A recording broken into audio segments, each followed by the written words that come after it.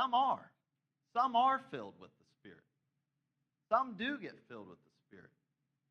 And able to conquer the stubborn city of pride, that inner city of your heart, you will need to prepare for a siege.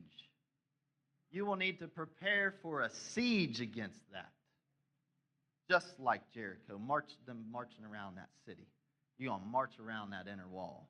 You're going to speak Jesus over that inner wall. You're going to speak scriptures over that inner wall.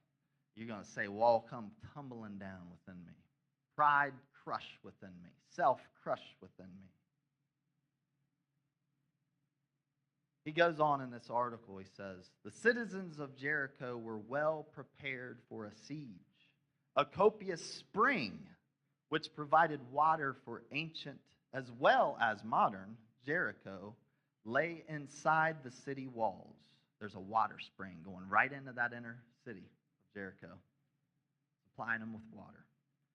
At the time of the attack, the harvest had just been taken in, according to Joshua.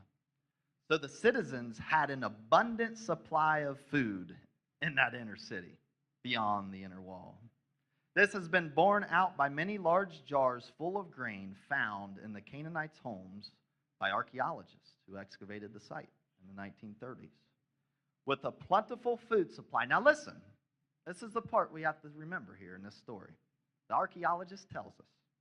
With plentiful food supply and ample water in the inner wall, the inhabitants of Jericho could have held out for perhaps several years. What is feeding what you've inhabited that inner wall in your life? What is giving water to what you are holding in that inner wall of your heart?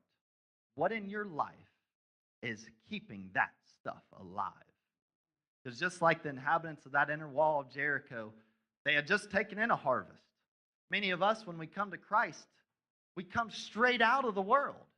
We were just at the bar the night before. We were just doing all kinds of things. I'm not even going to go into that. The night before you came to Jesus.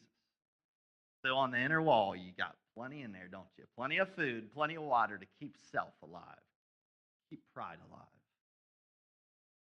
Just like the inhabitants of Jericho.